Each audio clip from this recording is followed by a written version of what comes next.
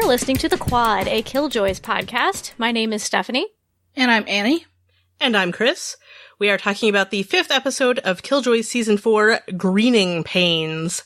While we will talk about anything and everything from that episode, there will not be any spoilers for future episodes, especially since they didn't play the right trailer for next week's episode, so I seriously have no idea what's going on.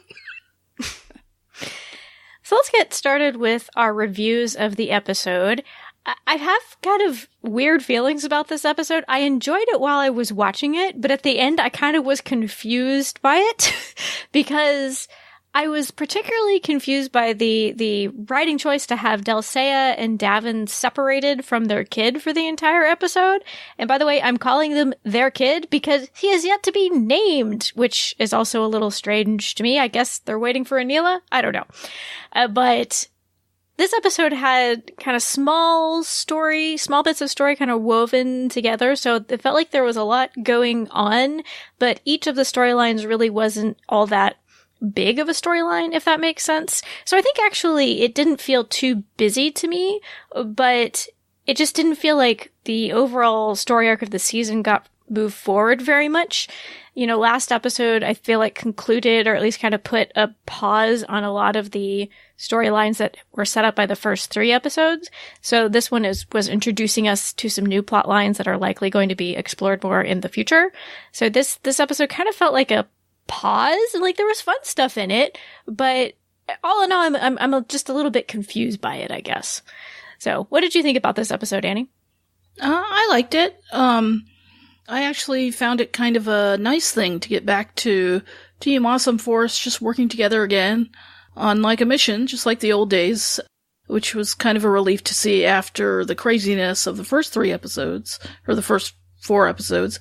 Yeah, so I enjoyed seeing Utopia again and the humor in the episode, like when Dav got into the fight when he's jacked up on stims, and I was so happy that Lucy almost got a AI boyfriend. She's like, no, I gotta stay and help my humans. But one of the character moments that I really enjoyed at the end was with Johnny and Delle when they had a discussion, and he's telling her basically, don't be a crappy human. But yeah, I agree, this episode was a little busy because it's like, we're gonna start about 5 new plot lines. Well, I'm exaggerating a bit. But, so it's kind of like mid-season, let's, start everything with 50 million more unanswered questions again. So, yeah, it's was a little confusing, like, to me, with all the plot lines, but, I kind of find it fun with all the unanswered questions, because it makes me want to keep watching. So, what about you, Chris? I liked a lot of stuff in the episode, but as a whole, I don't know that I loved the episode itself, and I feel weird saying that. There was a lot going on to me. I'm like, is that too much? It might be too much. I don't know. Honestly, I just don't think it could live up to the previous episode, because that was a very singular story, even though it was like stuff happening here and then stuff happening in flashback. And as we talked about a lot in that episode, it was just like all this stuff that made my brain hurt in exactly the way I like. And there wasn't so much of that in this episode, so I don't know. I think I had built up my own expectations, which is my own fault. I realize that. Please don't yell at me. But I was expecting them to follow along with that, and they didn't, which is fine. As I say, I enjoyed a lot of the things that happened in the episode. I thought it was interesting, though not necessarily surprising, that they went with the accelerated growth baby trope, which is a major sci-fi trope. I will say something for Killjoys, though, is they actually, had a science-y decent reason for why it was happening, given the background they'd established about the Hullen for sure. Humans, which, oftentimes, and I don't mean this as a criticism, but, oftentimes on, especially fantasy shows, I guess, there's kind of a hand-wavy, like, oh yes, Valkyries just age really fast. Yeah. They just do that. So I kind of to name an example. A random one, And But I kind of liked that here it's like, oh yes, I know this is science nonsense that they've made up, but it's actually supported by things that they've said before, which I thought was kind of cool. Mm-hmm. Right. They very much indicated in the previous episode that this was likely to happen. Mm-hmm. Talking about how the baby was growing too much while Dulcea was trying to give birth to it. So I saw this coming. I'm okay with it. I also think it's interesting because there was a finite end to the accelerated growth. Because they seem to have stopped it. Because often this is also a way for sci-fi shows to get out of having children on their shows at all. Or adding the new character permanently. Anyway. So again, it's Killjoys doing what it does best, where it embraces an existing trope, but then does it in a way that is different, which, yay. Also, we have our core group going on a mission, which, again, maybe this is just me, it feels almost kind of out of place at this point in the story to me. But it was so fun that I will allow it.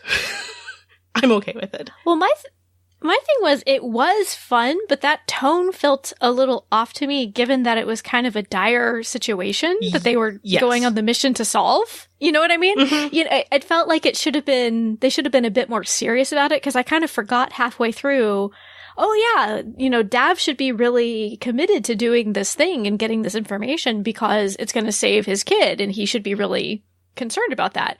But the way that it was structured is kind of this, it had a really goofy tone to it, which was fun, but it feels a little off-kilter to me in retrospect. I don't disagree with you, but I also think that there's a certain amount of, like, there's sort of an undercurrent of Dav is panicking about it a little bit, and so this is sort of like a way to blow off that nervous energy. Mm-hmm. So, like, it's okay. And as always, I am all about the characters' interactions and relationships, which we were just talking about. And I kept expecting Pri to show up to save Garrett, but it has not happened yet, so hopefully next episode? Well, let's talk about Pri and Garrett and Fancy Lee. We had a return of Fancy Lee this episode. Yay! Being, what does he call himself? The resident a-hole? I was like, I knew the word a-hole was going to come up. Back in season 1. Designated a-hole. There we go. Except that title now belongs to Turin. It's true. It's true. But he was being a bit of a jerk in the bar. And Garrett had to, as is his way, and Garrett had to step in and be a little bit more cuddly. But something I kind of was thinking of at the end of that storyline, which I think is kind of neat, is, you know, you have Garrett, who's this big, burly, muscly dude who, you know, most of the time that actor would be the guy who's going to save somebody else. And I like that on Killjoys, we have his husband, who's this, you know, he wears fabulous makeup and dresses. He's the one who's coming to save his muscly husband dude who's got himself into a spot of trouble. And I kind of think that's cute. It is very cute. Because Pri is the most adorable warlord. Mm-hmm. Yes, he's the most adorable warlord. And I've always liked that about Pri, is they have him be, you know, very flamboyant, and he wears makeup and you know, more stereotypically feminine attire, but he has this background as being a warlord. He's not treated as a cowardly or a not tough character just because he wears fabulous eyeshadow. And bedazzled eyebrows. Yep, don't forget the eyebrows. No, I really like that. Yeah, there is that role reversal, because at the end when it shows Garrett with the kids, I'm more worried about Garrett than almost than the kids. I'm like, do not hurt our big muscly teddy bear. So, yeah, I really hope that Pri and Fancy get there quickly. So, and I'm looking forward to the idea of Pri and Fancy teaming up to go find Garrett. Yeah. That'll be interesting. Well, and do we have any theories about those kidnappings? Because Dutch assumes that was directed by the lady trying to find Davin and Dulcea's and Anila's kid. But could she be wrong? Could they be going after the kids for something else? I don't know. I mean, of course she could be wrong, but I think that is the most logical conclusion based on the information that any of us have right now. The whole infrared handprinty thing, that just seemed a little complicated to me. I don't know. Like, why did they have that spotter guy who would go and leave the infrared handprints on doors? Right. It does almost seem like a like a scarback thing, maybe. Maybe I'm just thinking that because they wore hoods. I don't know. But they did end up on what looked like one of the jump ships, so I don't know. Yeah. Yeah. Thoughts, Annie? I don't know. I didn't really find that. I don't know. I kind of glazed over that part of the episode, but And he's like, my only concern is don't hurt Garrett. Exactly. Garrett did make me smile pretty big when the guys with the hooded guys, I don't know what to call them, Aren't they? the kidnappy people, they were, kind of beating him up, and he's like, Dutch is gonna take down all of you. It just made me really happy. He's like, my friend, my tough friend, she's gonna get you. It's true, though. Yeah, it's true. It's totally true. When my friend gets back, you're gonna be in so much trouble. You're gonna be so much trouble. Not even my husband, but my friend. Yeah. My warlord husband. Another small story thread that I thought was pretty interesting was Turin and his Hullen buddy. Yes, Weege. Weege. I love that name. Thank you. I couldn't remember when his he said it, name. and I'm like, He remembered his name. That was the important part. I feel bad I didn't remember his name, but it's more important that he remembers it. yeah. It's true. And I'm very curious to see where that relationship between the two of them is going. Like, Oh. is Turin going to have a friend? An actual friend?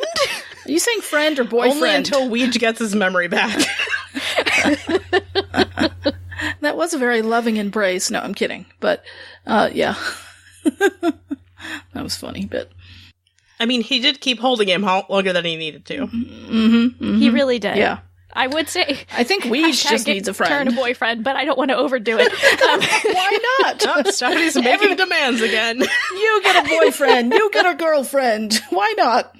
Everybody gets a friend, a special friend. She coins It's one true. ship name and it's gone straight to her head. But Turin could use a friend, I feel like. He could maybe be at the point where he could have a friend. And Weed seems to be in an interesting spot where he clearly can still get what the Hullen hive mind is picking up, but he has a different level of free will than they do. And I think that's interesting to see it play out. Yeah, it seems like maybe Zeph's reboot has severed or lessened that connection. Yeah. Which is interesting and may come in handy later, hopefully. Maybe we should do hashtag Turin and Weege BFF. Yes, I agree. They could be friends. I am fine with that. But Weege doesn't seem to be cleansed the way that, like Fancy was or anything like that. He seems to be a little bit different, and I'm intrigued by that. I want to learn more about Weege. He seems like he could be a good dude, if not controlled by an evil being. Funny how that works. Yeah. If it wasn't just for the evil influence, he'd be okay. So, do you guys think that based on what we saw this episode with all the Hullen taking the fleet and going off, that that they potentially could be controlled by Anila, or is it the lady? Because I was like, I wonder. Because I think it could, I don't know, it could be either way still. That's a really good question, Annie. I don't know. That is a good question. I feel like this episode did not give us much more to go on in regards to who might be controlling the previous Hullen dolls. But for sure it invites this question. Okay, why did they all get in the ships and go away? I don't know that we know anything more about who might be controlling them. Well, I was just happy for Weege, because at one point I thought, oh my god, Turin's gonna get blown away, so yay for the hugs. I mean, who doesn't love a nice, safe, protective hug? Mm-hmm. A nice, safe, protective bear hug. Don't shoot, because otherwise you're gonna get shot at a lot, so yeah. Well, that's what makes it so safe, Annie. Mm-hmm. So since we're already talking about lovely things like hugs, shall we talk about the fun stuff that happened in this episode? Because there was a decent amount of that. There was. I mean, even though I think Stephanie found it maybe a little not out of character, but out of step maybe with where things are in the story. I mean, D'avin using so many stim injection things. As I'm watching, I'm just like, this is a bad idea, Dav. Bad idea. Well, I'm idea. like, they're Also, still going? This is hilarious. ridiculous. Yeah. It's a pink one.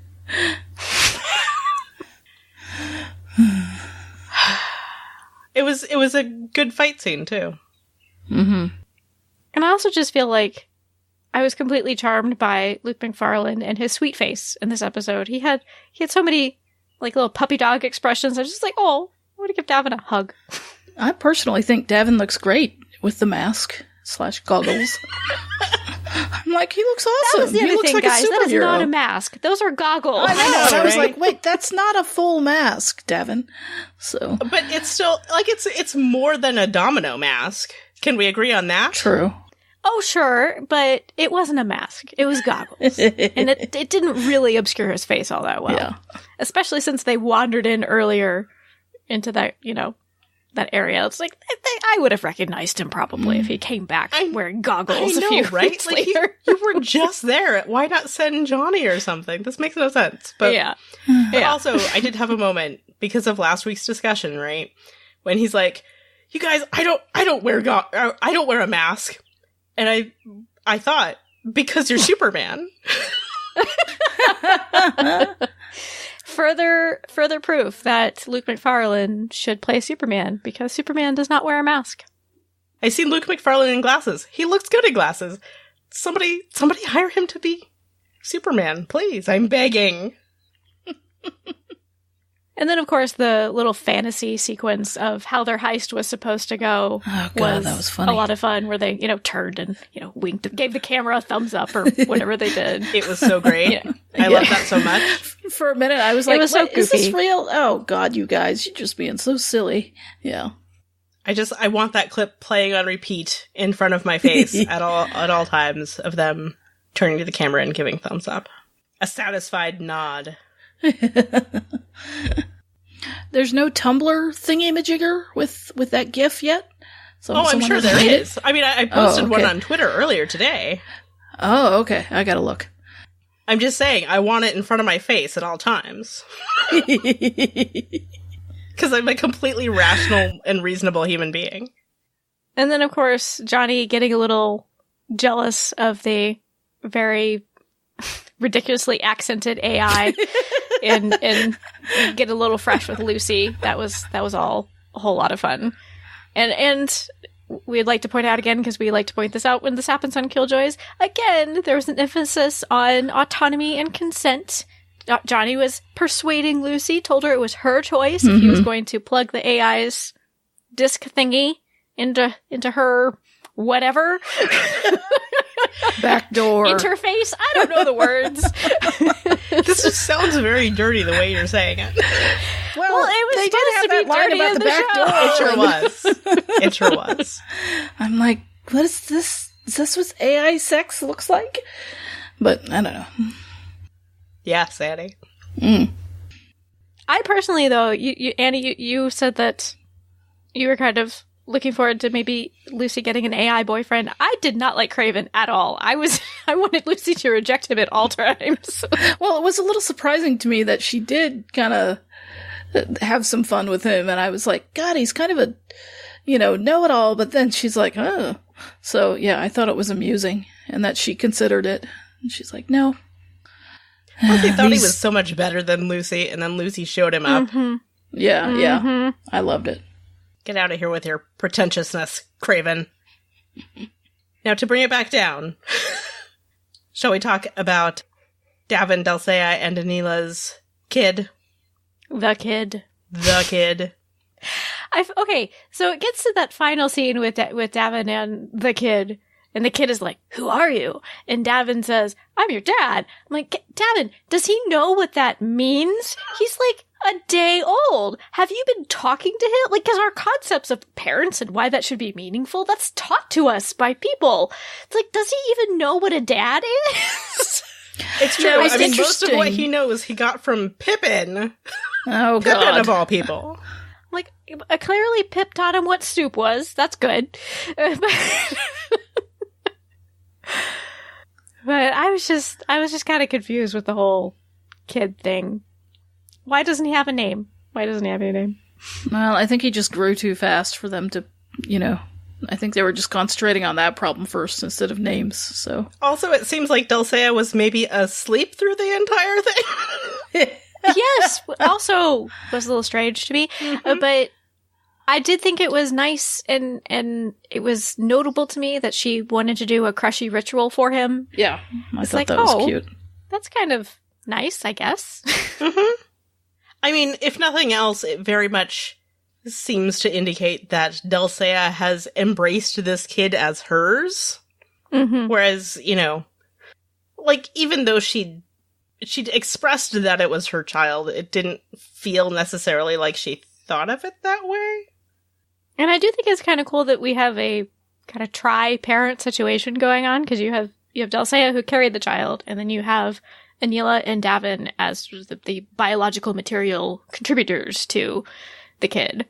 So I think that's kind of neat that Killjoys is exploring that, because it also seems to be it doesn't seem like they're going to have one of those parents potentially bow out of the situation at this point, at least, because often that's the case. You have a surrogate or something, and then they kind of here's your kid, and that's sort of the extent of their involvement. But I think it's kind of neat that they have all three of these characters still at least viably going to be around in this kid's life. Right. And that they acknowledged that at the end of last season with Davin asking Dulcea, how involved is Anila going to be in the kid's life? And Dulcea saying, "Oh, very." If I'm remembering correctly.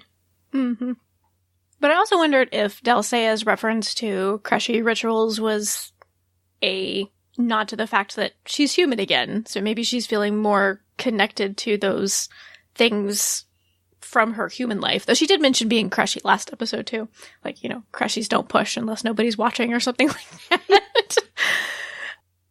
And for sure, we see her grappling more with being human again in this episode. And like you mentioned, Danny, I thought that final scene between her and Johnny was really good, but also managed to be funny. It was a very good scene.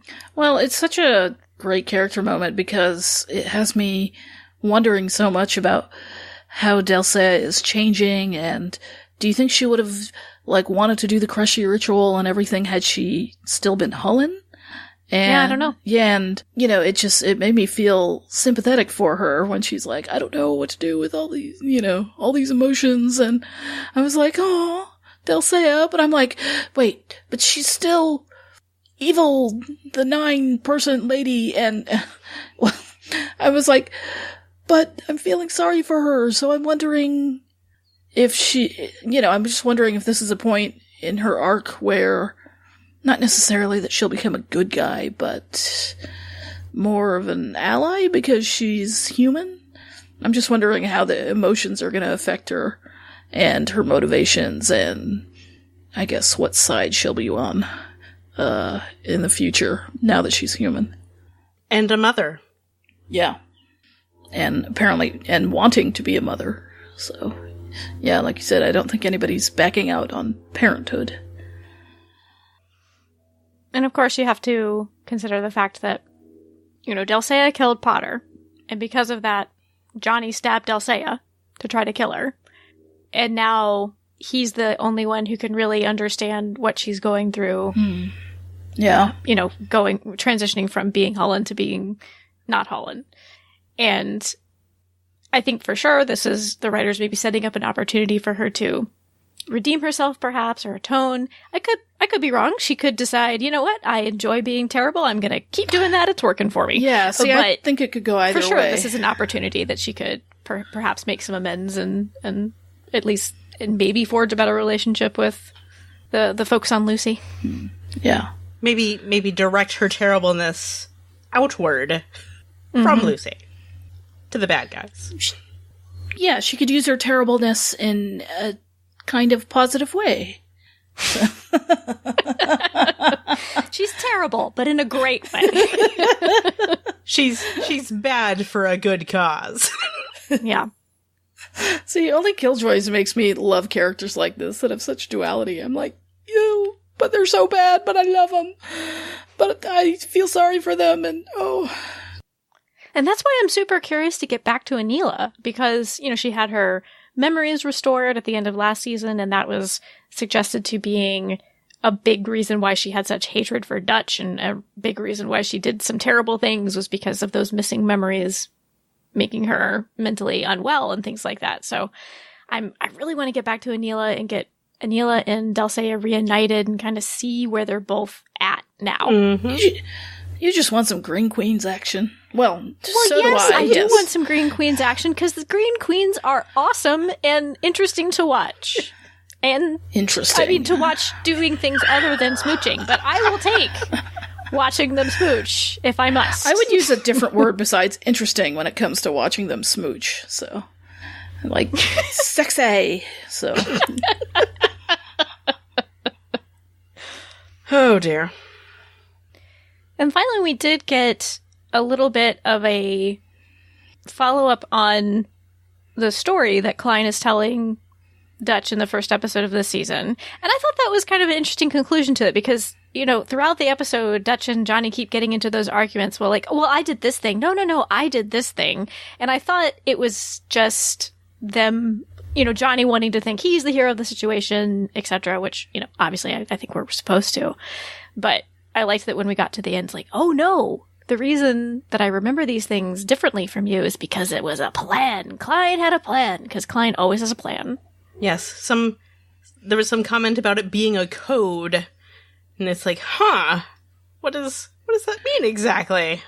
Yeah, how do they find the code? Do they compare Dutch and Johnny's versions of the stories and see what's real and what's not real, and where's the code hidden in all of that? So, Well, again, we know that the symbol that replaced the rack symbol, I'm sure that is part of it, but, what exactly, I couldn't tell you. Mm-hmm. And yeah, how they'll extract this code also has me very curious. Is it in Dutch's head? Is Zeph gonna have to do a little brain drilly thing again? Oh, geez, I hope not. Everybody's had too many brain drillies already. Yeah. One wonders.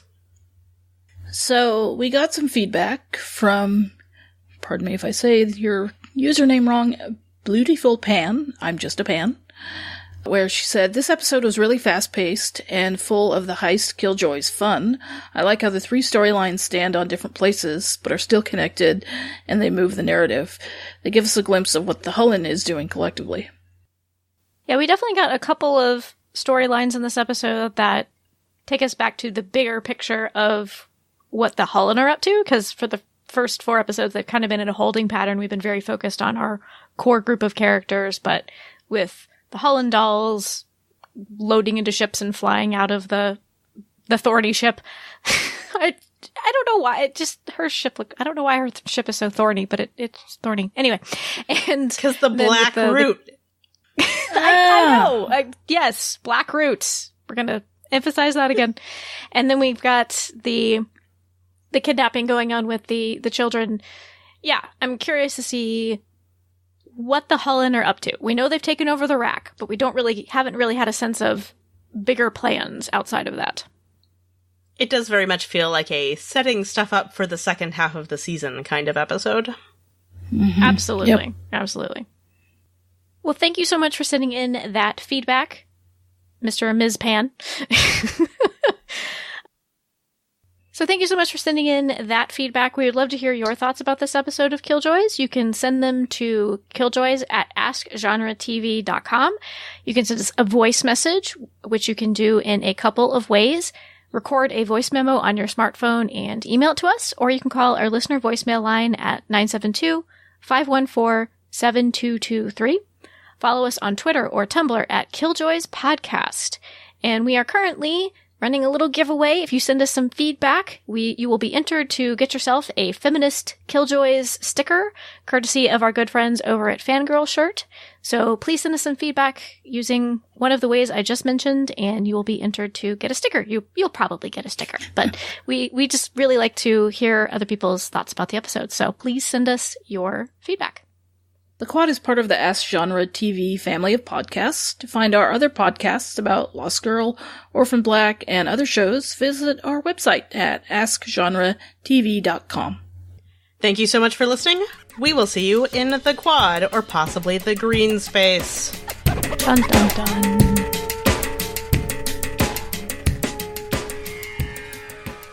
Yeah, because Also- it doesn't seem like...